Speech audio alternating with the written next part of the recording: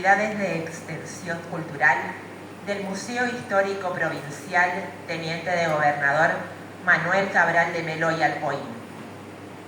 A continuación, el director del Museo Histórico Provincial, licenciado Miguel Fernando González Ascuaga, se referirá a la agenda prevista para esta institución durante el 2025. Señoras y señores, así como anualmente hacemos el cierre del año y contamos todo lo que hicimos, lo que no pudimos hacer, nuestros logros y nuestras frustraciones, este año por primera vez dijimos vamos a hacer la apertura del año, de la agenda 2025, un año muy simpático en números.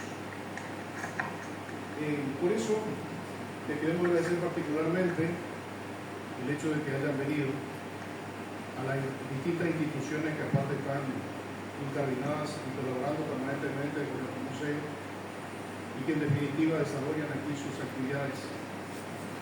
Queremos agradecer muy especialmente a quienes han venido de otro lado, como la profesora Blanca Barros de Molina, en nombre también de la del Centro Histórico de Investigación de San Antonio.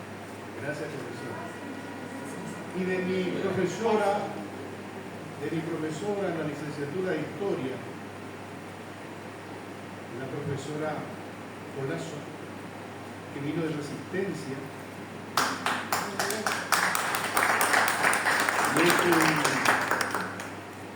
fue una referente muy importante en la Facultad de Humanidades en su momento, cuando éramos sus alumnos, allá en primer año de la licenciatura.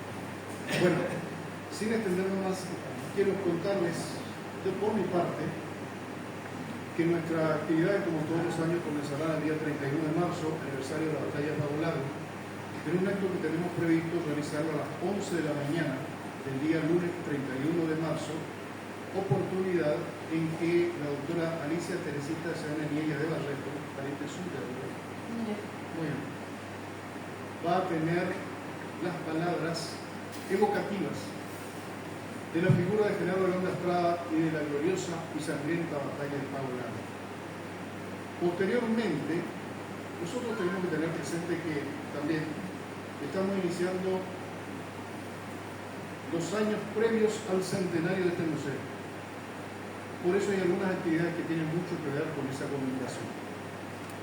Pero quiero destacar particularmente que en el mes de abril, el día 16, el magíster Horacio Hernán Zapata, que es miembro del número del Instituto de Investigaciones Históricas y Culturales de Corrientes, va a disertar sobre claver la presencia de Corrientes en la exposición del litoral en 1935. Esto es muy importante porque se refiere a Víctor Manuel Claver, el primer director de este museo, cuando este museo se llamaba Museo Colonial Histórico de Bellas Artes. Y la exposición de 1935, hace 90 años, reunió en este museo todo lo que producía Corrientes en ese momento y que Corrientes podía mostrar en la Exposición Nacional de Paraná, en un momento crítico para la economía del país, para el mundo, precisamente, y que llegó a esa experiencia de poder mostrar al mundo, a Corrientes al mundo, Corrientes al país, todo lo que se producía acá en distintos órdenes. Víctor Manuel Claver fue un gran director de este museo, el primer gran director de este museo, y sobre él se va a referir, y sobre su labor en esta exposición, el magíster Zapata y otra colega también. El día miércoles 23 del mes de abril, en esta misma línea, vamos a hacer un homenaje de recordación al director Víctor Manuel Claver, que fue director, como les dije, entre 1929 y 1945, pero que se murió en 1955, es decir, 45, 55, 2025, son fechas que cierran y que nos llevan a la reflexión sobre estas figuras. También, el miércoles 30 de abril, todo esto se va a publicar, por supuesto, ya se publicó, se va a ratificar, se va a corregir, nunca está cerrado nada. El día miércoles 30 de abril vamos a hacer otro homenaje al doctor Hernán Félix Gómez, el segundo director de este museo, gran historiador, que fue el sucesor de Claver por 2 meses, porque la muerte lo sorprende en el ejercicio del cargo de director del museo en 1945. 1945, fíjense las fechas, fíjense los años. En esa oportunidad le pedimos muy especialmente a la licenciada Aurora Arbelo de Mazara, que aparte es museóloga, que estuviera presente tanto en el homenaje a Víctor Manuel Claver como al homenaje a Hernán Félix Gómez, en cuya ocasión, en este caso, va a hablar la licenciada Dina Alicia Costa.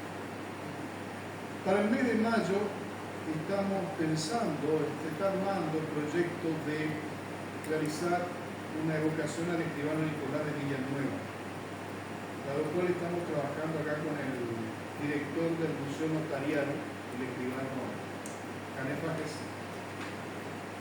y bueno, él está haciendo parte de sus propios trámites. Nuestro proyecto es un poco más ambicioso, pero como no nos cerramos todavía, nos quedamos en la figura de Nicolás de Villanueva y después vamos a avanzar sobre lo que queremos hacer exactamente. El jueves 29 de mayo se va a recordar, la semana de mayo casualmente, con la conferencia El Movimiento Emancipatorio en el Río de la Plata del coronel Miguel Gerardo Recupero, que es presidente del Instituto Sanmartiniano, pero que aparte encabeza la subcomisión sanmartiniana de los Institutos de Investigaciones Históricas. En esta misma línea se van a realizar otras actividades, como por ejemplo en el mes de junio, jueves 19, una conferencia del presidente de la Asociación Belgraniana, en este caso, sobre la relación de Belgrano con Corrientes. Estos son aportes importantes que vinculan a la historia de Corrientes con la de la patria grande, digamos. La patria grande. Desde hace algún tiempo, con las escuelas, las 2 escuelas Ferrer, Brigadier General Pedro Ferrer, el antiguo Liceo Nacional de Semeritas y Escuela Secundaria, y la Escuela Técnica, ambas llevan el nombre de Brigadier General Pedro Ferrer, y también con el Museo Notarial, hemos pensado en recuperar la memoria de Pedro Ferrer, que tuvo la mala fortuna de morirse en enero de 1865, un mes en el cual no se le recuerda a nadie, pero que tuvo la buena estrella de nacer un 29 de junio de 1788. Ferrer es el padre del federalismo argentino. Fue el gran gobernador de Corrientes en época de caudillo, cuando él decía: no interesan los hombres, interesan las ideas. Qué tristes son aquellos pueblos que están atados a los hombres. Matémonos a la Constitución. Entonces era necesario evocar la figura de Pedro Ferrer alguna vez en el año. Y por eso, todo el mes de junio de todos los años, en este caso el día 25, realizamos un acto de recordación a Pedro Ferrer ante el Panteón de los Próceres en la Catedral, con la asistencia de los colegios que llevan su nombre. Mes de julio, en el marco del aniversario de la Independencia Nacional, está previsto un evento que todavía no lo terminamos de cerrar, pero que está en marcha. Y el 25 de julio, que es el Día del Historiador, que todos los años, es un historiador correntino, todos los años evocamos a un historiador, a un investigador. El año pasado lo hicimos al doctor licenciado. Este año vamos a recordar a 2 de nuestros historiadores, muy fuertemente vinculados a nuestro museo, a nuestro Instituto de Investigaciones, a nuestra Junta de Historia de la provincia, que se fundó acá, en este lugar, en 1996. Vamos a recordar a 2 historiadores desaparecidos en el año 24.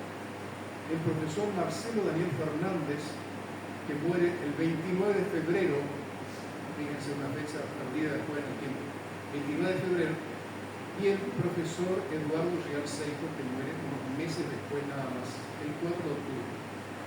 Ambos van a ser recordados en una locución de la profesora Alejandra Fernández Roa de Zapón. Mes de septiembre se prevé la entrega anual de la distinción Cabildante Carlos José Añasco. Tenemos previsto ya a quién se le va a entregar, pero vamos a esperar un poco para ver el nombre. En el mes de octubre vamos a tener el Congreso Iberoamericano de Historia, Genealogía y Cultura, que después vamos a referir el arquitecto Riera y el licenciado Borges al respecto. Y en el mes de diciembre, bueno, ya tenemos para el viernes 13, media fea la fecha, pero bueno, es así, el cierre de nuestro año cultural. Como les digo, esto es lo que se presenta hoy día, esto es lo que nosotros aspiramos al día de hoy, que sea ratificado o rectificado como todo ocurre siempre todos los años. Hay actos, conmemoraciones, eventos que se ratifican, otros que se cambian o que caen, otros que aparecen. Ustedes ven que hay algunos meses, por ejemplo, que están huérfanos de actividades. Bueno, eso lo vamos a llevar adelante Dios mediante a lo largo de los próximos meses. Pero en definitiva, este mes de marzo, lo seguro es que el día 31, como todos los años desde el año 1993, indefectiblemente, nuestro museo rinde homenaje a sus mártires en Pago Largo, a la sangre derramada en Pago Largo, a los mártires de la libertad que señalan la patria, la libertad y la Constitución, cuando el resto de la Confederación Argentina se debatía en luchas civiles. Y desde acá se habla de la Constitución. El gran verdugo, el general Urquiza, va a recoger la sangre de Pago Largo cuando se dé cuenta de que las cosas deben cambiar, y lleva a caseros a los correntinos y entra con ese lema que era el día del Estado, patria, libertad y Constitución, para sellar las bases de la Organización Nacional del país.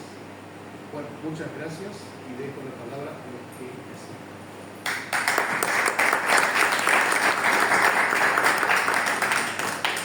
Seguidamente se hará entrega de las identificaciones al personal del Museo Histórico Provincial. Bueno, tenía que hablar de ello. Señora Georgina Escalante Galaín, pase por favor. Les explico. En esta inauguración queremos también entregar a nuestro personal del museo los PIN identificatorios como personal del museo. Muy bien. Es una lástima que no esté todo el resto del personal. Tampoco somos muchos. Conmigo somos 5. ¿Es así? Sí. Bueno, Pero vale como... sí, estamos tratando de ser un poco más. Y por allá, ¿dónde está Quintana? Estamos queriendo que se suma a nuestro plantel, así que crucemos los dedos para que se logre. Por ahora todavía está fuera. Bueno, señora Georgina, le voy a entregar a usted y usted le va a entregar al señor Mariano Montero. Bueno.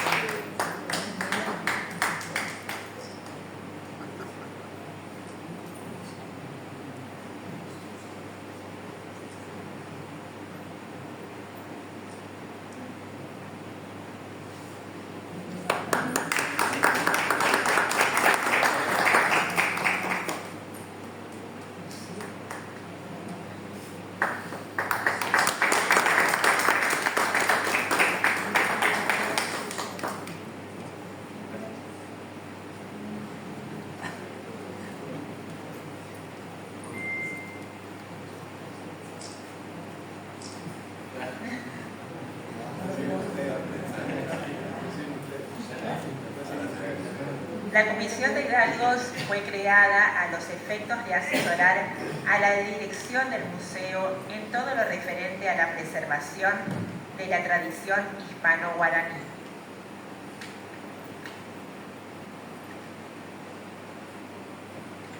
Tendrá como fines y objetivos asesorar y coadyuvar a la dirección del Museo Histórico Provincial en el afianzamiento y difusión de las tradiciones culturales identitarias hispano-guaraníes del pueblo correntino, en las actividades de extensión cultural, en su difusión, asistencia y promoción, y de todos aquellos usos y costumbres que la civilidad ha implementado y asumido como propias a lo largo de 400 años.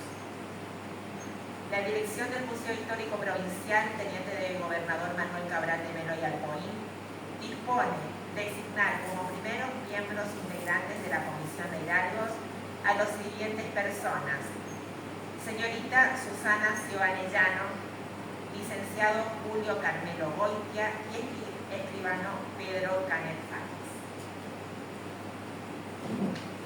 Señorita Susana Ciovanellano, pase, por favor. Muchas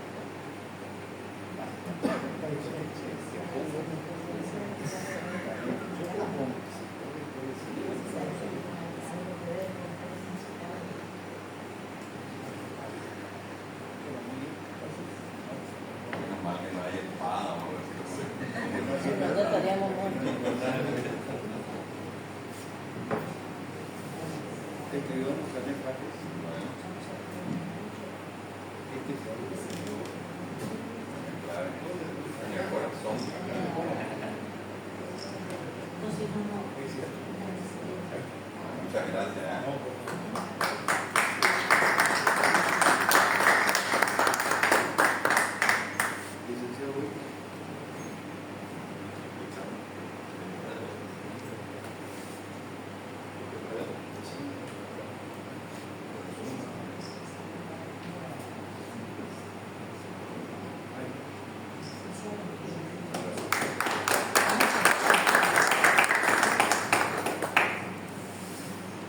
El logo que llevan, el logo que llevan el personal del Museo Histórico es el logo institucional, es el Museo Histórico, y bueno, en la frase conservar patrimonio para realizar la densidad en orden científico.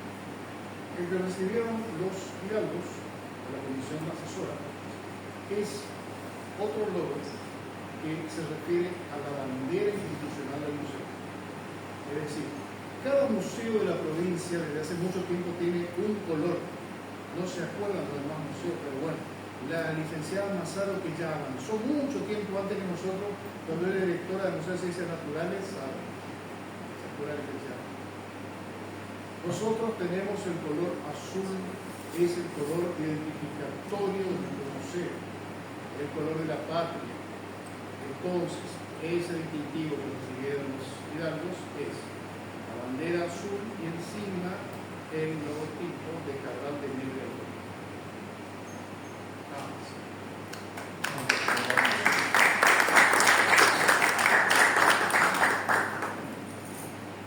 El licenciado Julio Carmelo Goitia, presidente del Instituto Correntino de Ciencias Genealógicas, y el arquitecto Miguel Ángel Riera, secretario del Instituto de Investigaciones Históricas y Culturales de Corrientes, se encargarán de presentar la circular primera del 2025 de convocatoria al Cuarto Congreso Iberoamericano de Historia, Genealogía y Cultura. Buenas noches. La idea con Miguel es hacer una lectura de la primera circular y detenernos en la explicación de algunos puntos, sobre todo los procedimientos para la entrega de los trabajos. Bueno, el Cuarto Congreso Iberoamericano de Historia, Genealogía y Cultura se llevará a cabo en la ciudad de Corrientes los días 22, 23, 24 y 25 de octubre del corriente año, bajo la modalidad mixta, que es una modalidad que se implementó desde el primer congreso, es decir, virtual y presencial. El lugar será el Salón Azul de la Facultad de Derecho y Ciencias Sociales y Políticas de la UNE, la calle Salto. Los ejes temáticos, como dice el título, Historia, Genealogía y Cultura de la provincia de Corrientes y de los países iberoamericanos, patrimonio histórico, cultural, tangible e intangible de Corrientes y de los países iberoamericanos. El Instituto de Investigaciones Históricas y Culturales de Corrientes, junto con el Instituto Correntino de Ciencias Genealógicas, se proponen, a través de la realización del Cuarto Congreso Iberoamericano de Historia, Cultura y Genealogía, vincular y relacionar a los historiadores, genealogistas y gestores culturales de los distintos países que componen la comunidad iberoamericana. El cuarto Congreso Iberoamericano de Historia, Genealogía y Cultura, ratificando los objetivos ya propuestos para el desarrollo del primer Congreso, celebrado de manera exitosa en el año 2022, permitirá conocer y valorar diferentes aspectos históricos, genealógicos y culturales de Iberoamérica, que hacen a los lazos identitarios comunes como herederos de un pasado sociocultural en común. Los ejes temáticos sobre los cuales versarán las investigaciones a exponer son los siguientes: historia, genealogía y cultura. Los trabajos pueden referirse al patrimonio cultural, material como inmaterial de Iberoamérica. Las investigaciones pueden ser abordadas desde un enfoque local, regional, nacional o internacional. Los objetivos del Congreso: difundir y publicar las investigaciones históricas, genealógicas y culturales de los investigadores iberoamericanos que participen en este cuarto Congreso. Promover los vínculos identitarios entre los investigadores de los distintos países. Estrechar lazos de hermandad entre los participantes de este cuarto Congreso. Para eso se han establecido algunas comisiones de trabajo. La primera es la Comisión Honoraria Interinstitucional, en la que están la escribana María Teresa Aguirre de Balbuena, que es la coordinadora general, la licenciada Gladys Mango de Rubio, el ingeniero Santiago Servino y el licenciado Alberto del Pino Men. La siguiente comisión es la Comisión General de Congresos y Jornadas, coordinador general el licenciado Miguel Fernando González Ascuaga. También figuran el arquitecto magíster Miguel Ángel Riera, la licenciada Aurora Arbelo de Mazaro, el licenciado Javier Andrés Ponzoni, la museóloga Marisa Duarte, el coronel Miguel Recupero y el licenciado Julio Carmelo Boitier Quenejado. La siguiente comisión es la Comisión Académica de Trabajo. Esta es la que es muy importante porque es la encargada de la evaluación de los trabajos que se presentan. El coordinador general soy yo, también están la licenciada Lina Alicia Coco, el licenciado Javier Andrés Ponzoni, el arquitecto magíster Miguel Ángel Riera, el profesor Nicolás Valle, el magíster Walter Lescano, la doctora Angélica Galicia Gordillo y el doctor Cristian Abad Ochoa, que no son argentinos. Ecuador y México. La Comisión Técnica Informativa, el técnico Isaac Mariano Montejano es el coordinador general. También están el licenciado Javier Andrés Ponzoni y el profesor Pablo Riquelme. La siguiente comisión es la Comisión de Educación. También es muy importante porque es quien hace el enlace con el Ministerio de Educación. El coordinador general es el profesor Roberto Claudio Asensio. También lo acompañan el licenciado Marco Monzón, la profesora Vilma Viudes, el magíster Horacio Zapata, la doctora Natalia Martelli y la licenciada Liliana Terraez. La Comisión de Prensa y Difusión, cuya coordinadora general es la museóloga Marisa Duarte. También está la coordinadora locutora nacional María Elba Moando Soto,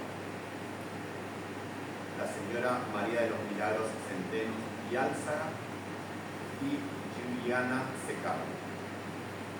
La Comisión de Moderadores, arquitecto magíster Miguel Ángel Riera es su coordinador general, el coronel Recupero lo acompaña, también el profesor Darío Andrés Núñez, la licenciada Aurora Arbelo de Mazaro, la licenciada Liliana Terraez, quien les habla, también el doctor Claudio Montiel, la profesora Vilma Viudes y la doctora Natalia Martel. Las inscripciones al Congreso. Expositores. Hasta el 30 de junio hay tiempo para enviar las ponencias, cumplimentando los puntos, los requisitos expresados en el punto 5, que luego pasará a explicarlo Miguel. Tomando en cuenta esta aceptación, dependerá el resultado de la evaluación con metodología a doble ciego. Es decir, nosotros no sabemos el nombre a quien evaluamos, ni quienes presentan saben quiénes lo van a evaluar. que realizará la Comisión Académica de Trabajos. Junto a la ponencia deberá enviar un breve resumen o abstract de la misma, con una extensión máxima de 200 palabras, y un currículum vitae abreviado del expositor. Las ponencias deberán ser enviadas en formato Word al correo del Congreso Iberoamericano. Los expositores podrán elegir presencialmente o virtualmente su exposición mediante la plataforma elegida por los organizadores del Congreso. El costo es gratuito.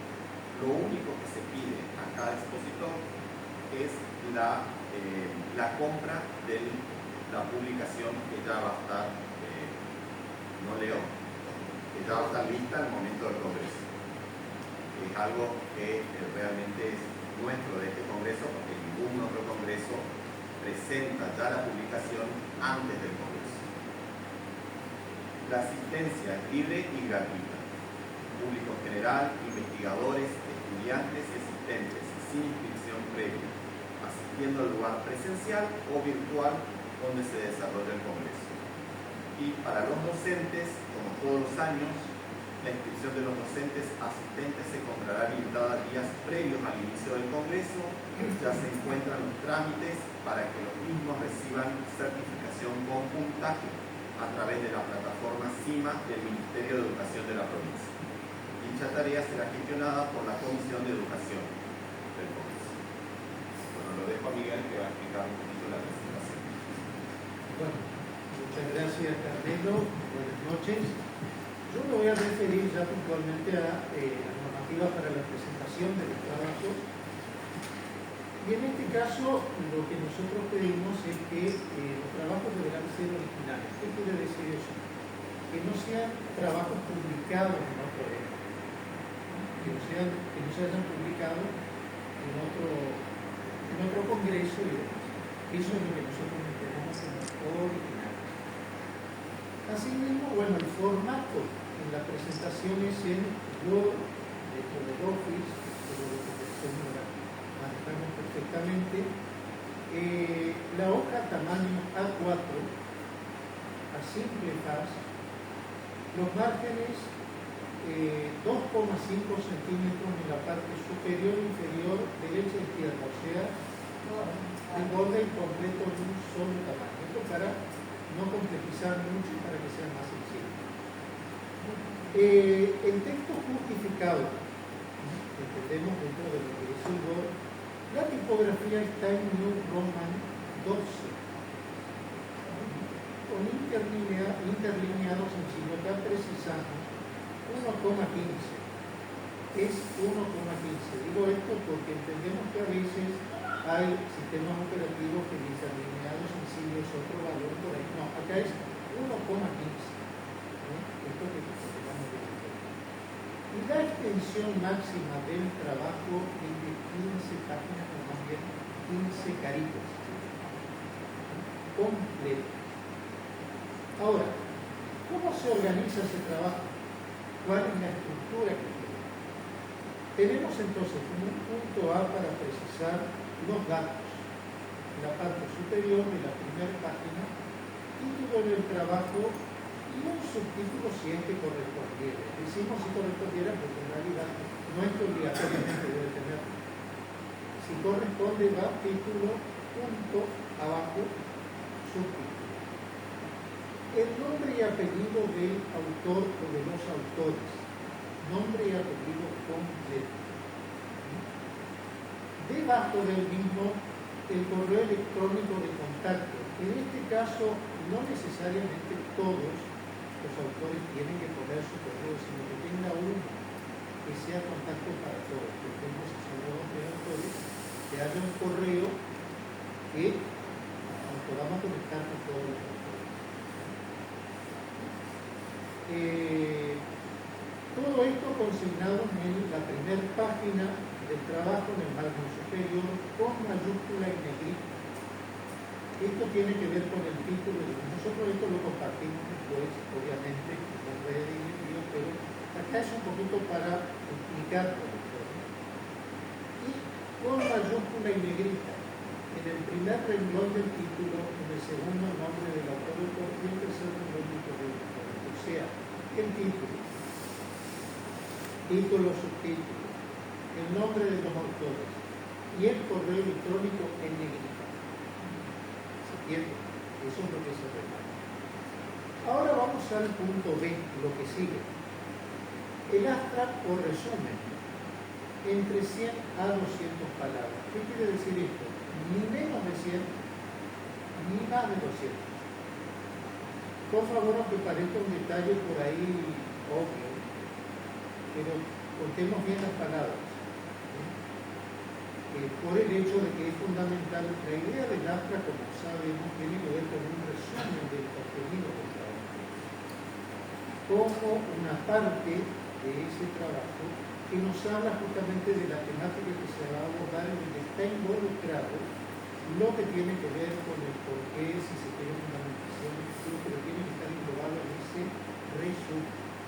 Porque de esa manera entonces nosotros entendemos, nosotros los evaluadores, y obviamente cuando esto se publique y quien lo lea, entiende de qué se trata el tema. Luego, el punto C habla de las palabras claves, mínimo 4 y máximo 6. ¿Cuáles son las palabras claves? Son aquellas que son referenciales al contenido del trabajo. Por un lado se puede hacer referencia al título, porque en el título de alguna manera ya estamos precisando cuáles son esas palabras claves.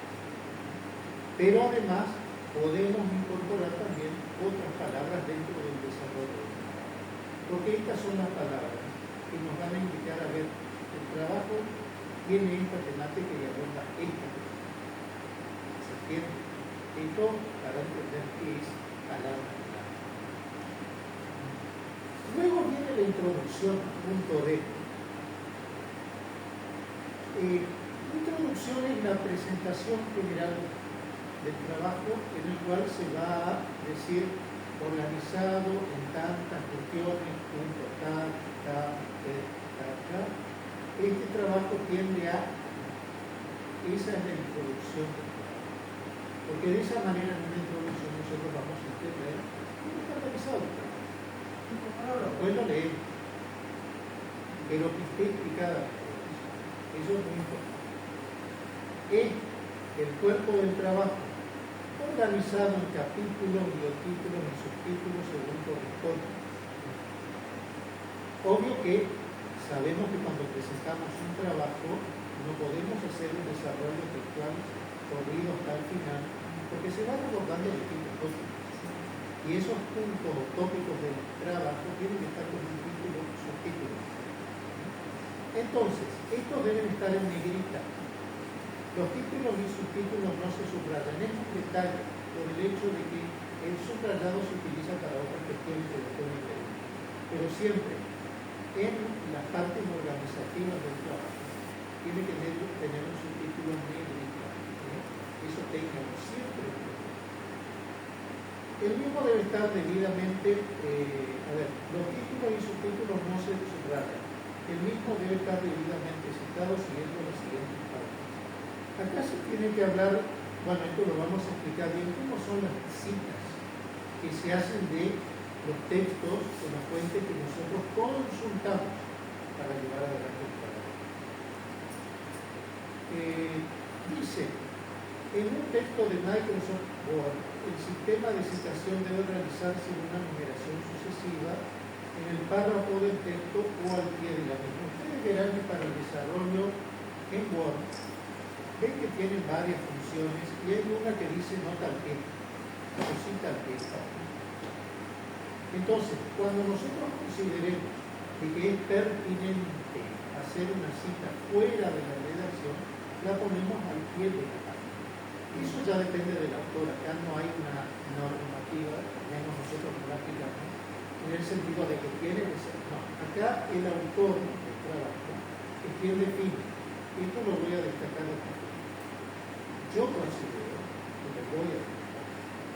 Eso es potestad del autor del trabajo.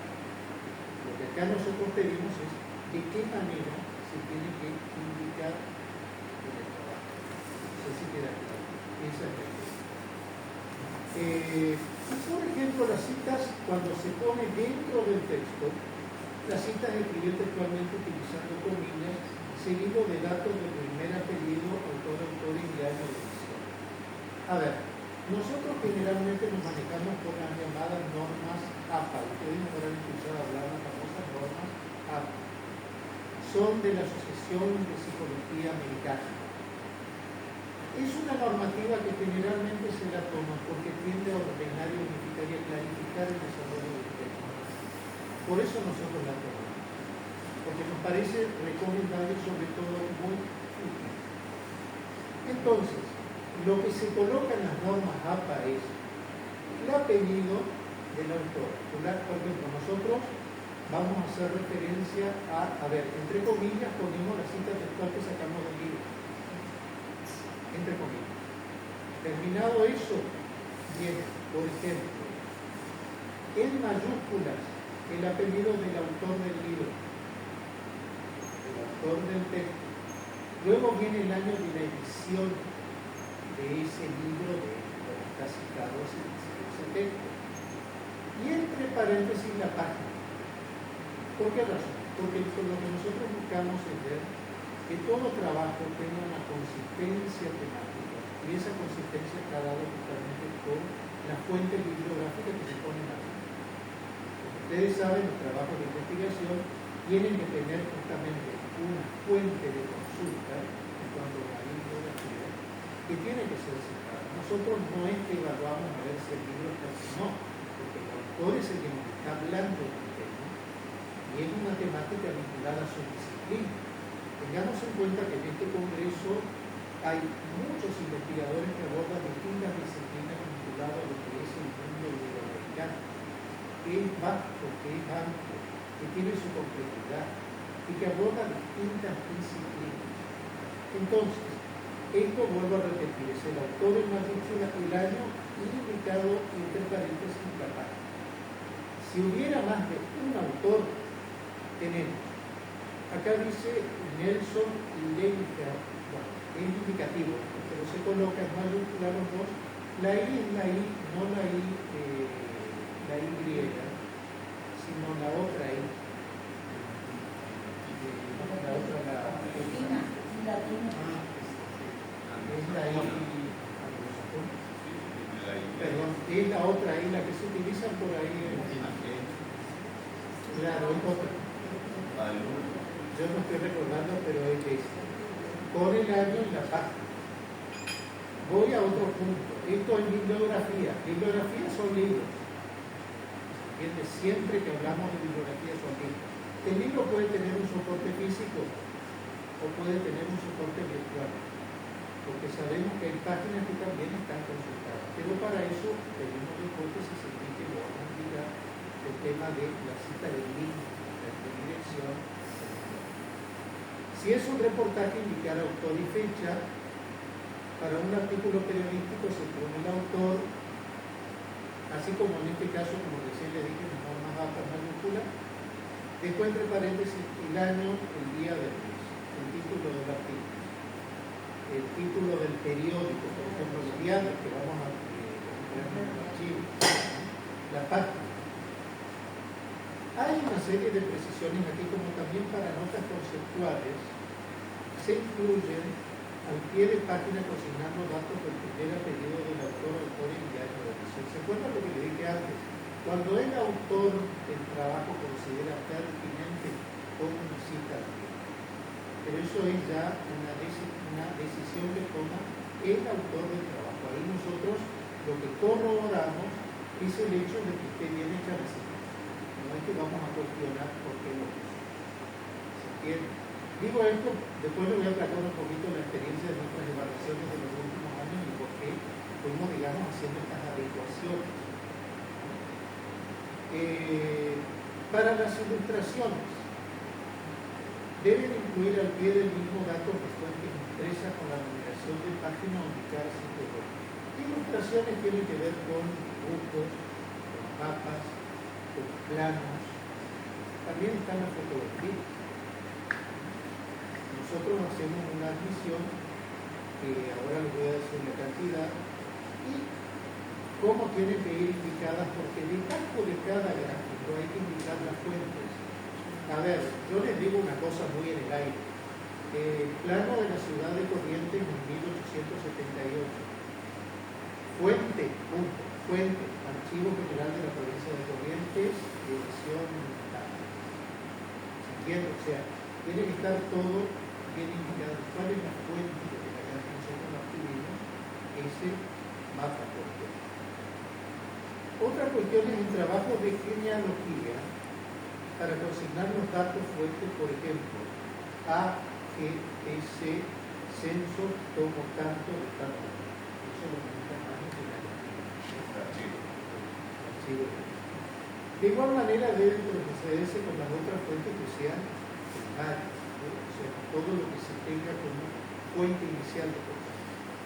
Ahora va al punto F de las conclusiones. Hasta aquí hablamos de todo lo que es el desarrollo del cuerpo del trabajo.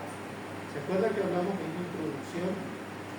Luego viene el desarrollo del trabajo, el cuerpo general del trabajo, que tiene varios subtítulos porque está organizado en varios sectores. Ahora hablamos de las conclusiones o consideraciones finales. Y ahí es donde se hace un cierre de acuerdo a nuestro trabajo, a nuestra investigación y a nuestro desarrollo temático. ¿De qué es lo que nosotros llegamos a concluir acerca de esto? Vinculado al tema. Esas son las conclusiones o consideraciones. Luego de ahí viene el listado bibliográfico, que es lo final, lo último. O webgrafía o fuente. Webgrafía quiere decir la lista de links, o sea, de las páginas web. ¿Y cuáles son esas fuentes? O sea, es lo que nosotros tomamos como fuente de consumo. ¿Cómo lo vamos a organizar? Se incluye al final del documento, ordenados alfabéticamente. Siempre recuerden que los libros hay que ordenarlos alfabéticamente por el autor, no en el título del libro. Porque siempre que se coloca es el autor y es lo primero que va a el libro. Siempre ordenado alfabéticamente. Si son más, se coloca y otros, porque a veces tenemos 3 autores en un texto, fulano y otros. Bien, no es necesario mencionar a cada uno de ellos. Y va la fecha de publicación, título de la obra, entre comillas, volúmenes, si son varios tomos, editorial, ciudad. Por ejemplo, yo voy a leer acá un ejemplo, que es el que ustedes van a encontrar en esta sección. Por ejemplo, el autor es Isidili, en mayúscula, todo en mayúscula. Como Ricardo, punto, entre paréntesis, 1957. ¿Qué es ese año? El año de edición del libro. Del libro, no el nacimiento o la muerte del autor. Por favor, que no se confunda con eso. Es el año de edición del libro. Luego viene, entre comillas, el título del libro que dice San Martín y la política de los pueblos. Entre comillas, ese es el título del libro. Luego viene punto, todo separado siempre por el punto seguido. Ediciones Bure, o sea, la editorial del libro.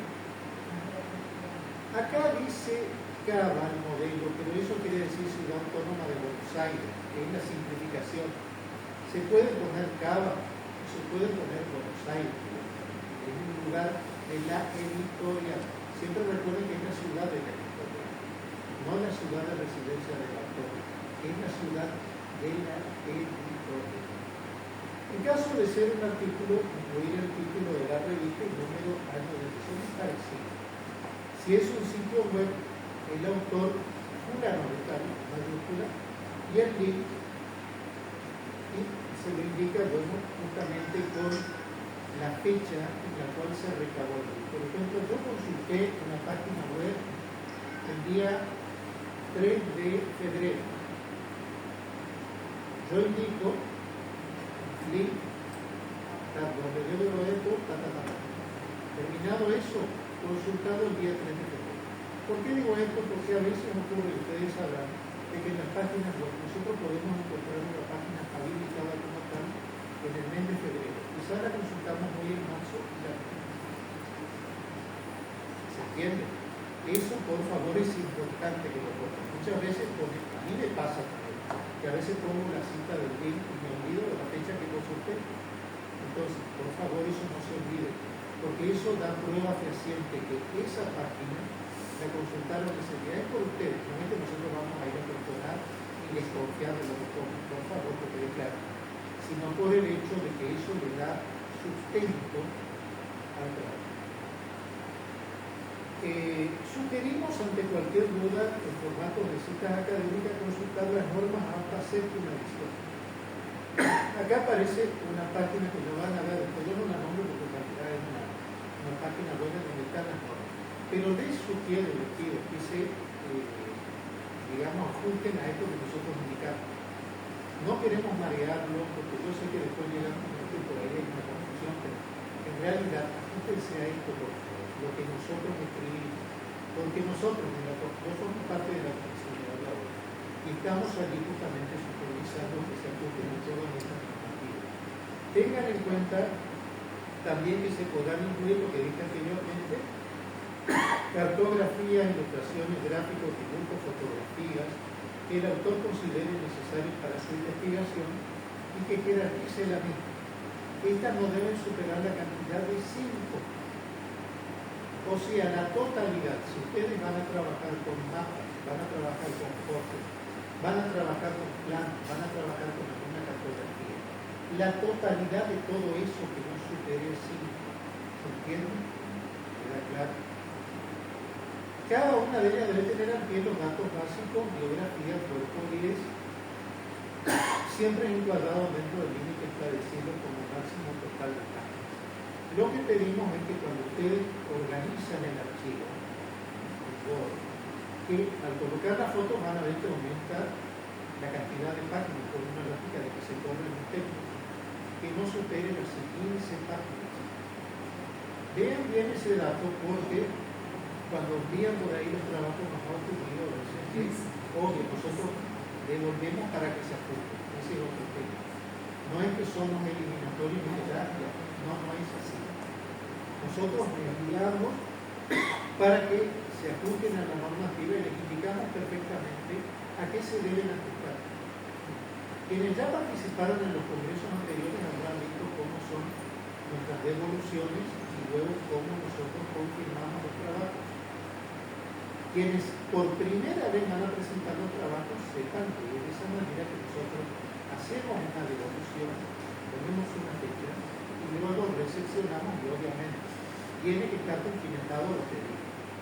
Si lamentablemente no se ajusta lo que pedimos, lamentablemente no podemos presentar lo que pedimos. Lo que acá buscamos es, tengan en cuenta lo siguiente: este es un congreso académico de alcance internacional. Nosotros, obviamente, lo que queremos es que se difunda el conocimiento dentro del espacio iberoamericano de toda esta riqueza histórica, genealógica y cultural que tiene este mundo iberoamericano. Pero nosotros buscamos también la excelencia. La excelencia está dada por el nivel de quienes presentan los trabajos, que obviamente no ponemos en tela de juicio, porque sabemos de la calidad y de la excelencia como profesionales, como investigadores, como genealogistas, como historiadores, incluso como gestores culturales. Pero lo que sí pedimos es que todo esto tenga un orden y que se ajuste a estas normativas. En todo congreso ustedes verán que se exige de la misma manera. Nosotros siempre decimos, buscamos la excelencia por ese lado. La presentación de los trabajos se hará en formato digital al correo electrónico que figura aquí, que es el que nosotros lo vamos a difundir y que ya está difundido en las normas y que ya fue probado y que funciona correctamente. Digo esto porque una persona me consultó que rebotaba el correo. Después hicimos las pruebas pertinentes y funciona correctamente. Igual, si hubiera algún inconveniente, por favor, nos avisen. En el mismo correo se deben incluir los siguientes datos personales: apellido y nombre, documento de identidad, nacionalidad, institución que representa y un correo electrónico. Eso lo tienen que indicar, digamos, en el mensaje. Ustedes me van a mandar el archivo .blog y es el trabajo. Pero en el correo el enunciado, vuelvo a repetir, es que apellido y nombre del autor o los autores, documento de identidad, la nacionalidad, institución que representa el gobierno. Esas recondiciones en el libro. El libro de ponencia del Congreso será presentado al término del mismo. El último día, el cuarto día, el día de cierre, ya se presenta justamente el libro del Congreso. Como decíamos, con el carnero de Carmen Duco. Nosotros acá como Congreso, que no es común, les digo, creo que hasta la organización tenemos un libro listo. En los otros congresos recién después de un mes o 2 meses piden un trabajo definitivo. Nosotros lo que queremos es que ya el primer día esos libros estén a la venta, estén completos. Por eso ponemos nuestro tiempo, por eso decimos la fecha es el 30 de junio y después les decimos la devolución para tal fecha. ¿Por qué? Porque nosotros, dentro de lo que es la comisión académica, tenemos que armar el libro. Y armar el libro lleva un trabajo bastante importante. No es rápido. El año pasado tuvimos, por ejemplo, 37 trabajos. Y en verdad hay que organizarlos, hay que armar el programa, porque ya va incluido el programa. Ustedes verán en la edición del año pasado, como las anteriores, si consultan con la editorial, y van a encontrarse que está el programa todo completo. A mí el año pasado hay docente de la Facultad, no digo, de Arte, Diseño y Ciencia de la Cultura del París de la UNE, que me dijeron que se sorprendieron porque teníamos el libro listo, porque lo hicimos en el Tupasí el año pasado, y en realidad ahí en la entrada ya tenían el libro, y se sorprendieron, ya tienen el libro, sí, lo tenemos acá, está todo fríamente calculado y está todo. ¿Se entiende? Entonces, por eso van nuestros tiempos. Una vez aprobada la ponencia, se le comunicará su aceptación e inclusión en el programa del Congreso. Obviamente que al ser modalidad mixta tienen, por un lado, la presencialidad y la virtualidad. Nosotros lo que pedimos es que aquellos, hemos pedido, no es una exigencia, pero les pedimos, sí, que puedan asistir aquellos que residen en la ciudad de Corrientes, o de ser posible en la provincia de cercana, al día del evento que sea presencial. Entendemos que obviamente mucha gente no puede hacerlo. Acá no hay una exigencia que vengan presencial todo. Por eso es modalidad mixta. La virtualidad particularmente está definida para la gente que no reside en la ciudad, que reside en la provincia o que reside en el resto del país y obviamente en el exterior. Tuvimos participantes el año pasado, por ejemplo, de lugares muy distantes como Grecia. Ustedes vivían en Grecia, en un congreso iberoamericano, que había un investigador sobre temática iberoamericana que habló de una ciudad griega, no era Atenas, ni Salónica, pero bueno, era de Grecia, de una ciudad del norte de Grecia. Se comunicó en tiempo y forma y salió perfecto. Parece mentira, pero parece mentira. Tuvimos gente de México, gente de Ecuador, gente de Colombia. En años anteriores tuvimos incluso de Atlanta, en el estado de Georgia, Estados Unidos. Obviamente, Paraguay, Uruguay, Brasil, Chile. Y entonces por eso decimos que la virtualidad es un poquito usado para aquellos que no pueden venir. Hay gente que nos dijo que quería venir, pero bueno, estamos atados a nuestras cuestiones económicas. Básicamente en el país tuve que hablar acá en Argentina y sabemos que no nos interesa. Entonces, bueno, la virtualidad un poco orientada para ello, pero por eso lo que hacemos es estimular a que sean presenciales nuestros corrientes, de la dirección, de la resistencia. El año pasado hubo gente de universidades, de la Facultad de Artes. Entonces, eso es muy importante. En cuanto a la exposición, eso ya lo tenemos organizado. Nosotros vamos definiendo una alternancia. Esto le estoy comentando un poquito lo que es la cocina de lo que después vamos a hacer. Una exposición virtual, otra presencial. Una virtual, otra presencial. Ahora, ¿por qué esa alternancia? Por una cuestión operativa de tipo técnico.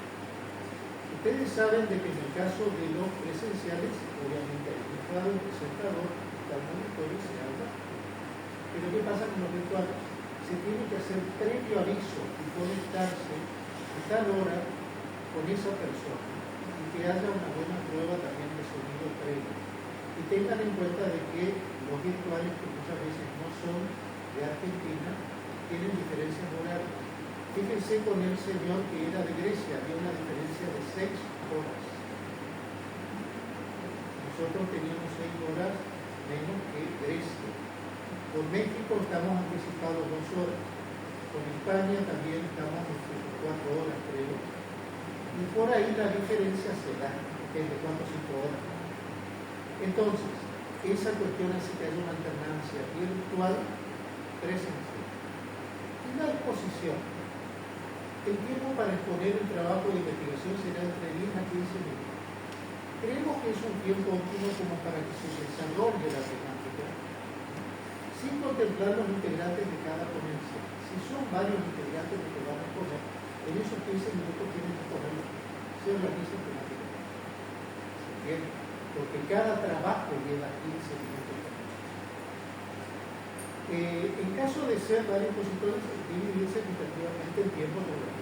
La exposición puede ir acompañada por un soporte digital, formato Microsoft PowerPoint, con un máximo de 5 diapositivas, incluida la presentación de título. ¿Por qué somos estrictos con esto? Porque por ahí también dicen que son tampoco. A veces sí, yo entiendo que hay un trabajo que llegue, la verdad que tendría que ser más abarcativo. Lo que hacemos es que 5 placas cada hora por el tiempo. Aunque digan, pero 15 minutos, por ahí parece mucho y por ahí parece poco, pero es suficiente para que se puedan pasar 5 placas. Por eso somos estrictos en eso. Por favor, no más de 5 placas de PowerPoint, incluido el título. ¿Se entiende? No es el título en sí, no. Incluido el título, 5 placas. Es por una cuestión de tiempo. Bueno, el reglamento para expositores presenciales, acá definimos un poquito. El expositor debe exponer desde la mesa de presentación en la cual será llamado por el presentador o moderador. Este año nosotros volvemos a lo que es el Salón Azul de la Facultad de Derecho de la UNA. Digo volvemos porque en el 2003 lo hicimos allí y fue una experiencia muy positiva. No solamente en cuanto a la comunidad del auditorio, sino también desde la parte técnica. Como ustedes saben, nosotros aquí trabajamos con el apoyo técnico de la Secretaría de Cultura y Educación de la Municipalidad de la Ciudad de Corrientes, con la que tenemos firmado un convenio. Y lo que hace es que en ese lugar haya sido bastante bueno, incluso por las condiciones de equipamiento, acústica y demás. El expositor presencial debe estar presente en el auditorio desde el comienzo de la jornada que le corresponde poner. Los horarios son estimativos y pueden adelantarse por ausencia y otros problemas técnicos de otros expositor.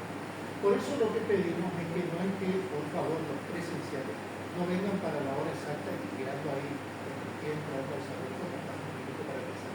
Por favor, estén con tiempo. Porque a veces ocurre cosas imponderables que ocurren en todos los congresos. El tiempo de exposición, bueno, 15 minutos, sin contemplar los integrantes, eso lo habíamos visto. Consumido el tiempo asignado, la organización procederá a interrumpir la misma. No ha ocurrido, pero yo he visto en otros congresos, acá no lo existe, yo he visto en otros lugares, donde me cortan el micrófono, es bastante odioso. Nosotros no hacemos eso. Pero, por favor, midan su tiempo. Nosotros lo que hacemos generalmente, yo fui moderador, voy a volver a ser moderador, un papelito. O la mano escondida por ahí siempre. Esas cositas que aparecen es por el tiempo. Lo que les pedimos a los presenciales, que saben, la gente que va por eso sabe, porque el tiempo vale oro, no es quedarme, si tengo 15, no es quedarme 30 minutos, no, 15, ¿por qué? Porque si yo me demoro al resto y demoro el congreso. Y nosotros tenemos previsto actividades conexas. En cada jornada vamos a tener la jornada académica y al finalizar se va a pasar video, o se va a hacer la presentación del libro. Entonces es importante respetar el tiempo. Es algo muy importante. Por eso cada uno de nosotros cuando pone un trabajo tiene que saber medir su tiempo. El moderador avisará cuando falten 2 minutos, que es lo que decía el delito, el papelito con todo en el papel que decía que todo el trabajo que lo tiene. Un detalle. Durante la presentación de la ponencia solo podrán hacer uso de la palabra del autor y la misma. Solamente los autores. En caso de que el expositor tenga un problema personal o técnico no pueda presentarse en el momento asignado, su presentación será trasladada al cierre de la jornada. Si hay algún imponderable, va al final. ¿Se entiende? Lo dejamos al final. Por eso les decía que esté con tiempo en este caso para comprar la hora. Esto tanto para los presenciales como también para los virtuales. La proyección de diapositivas de PowerPoint son el único soporte permitido durante la exposición. Solamente eso. Nada. En el caso de los virtuales, yo creo que se repite, solo que acá va a haber alguien que le va a llamar, le va a avisar desde el área técnica para decirle en tantos minutos me queda ingresar. Tienen que habilitar la sala Zoom, porque es justamente con desde Zoom nosotros nos marcamos. En este canal que nos otorga la municipalidad, utilizando nombre y apellido de expositor. Ustedes pueden manejar los virtuales, una PC o un dispositivo celular, o una tablet, pero pónganlo horizontalmente a los celulares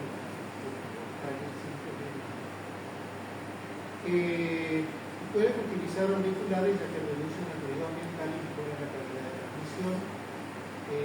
Bueno, sintéticamente ingresan a la sala Zoom, el día que deben poner, bueno, aquí es un poco similar el hecho, los tiempos son exactamente iguales, 15 minutos, si hay un problema lo avisan, por favor, y se les va a pasar, se les corre.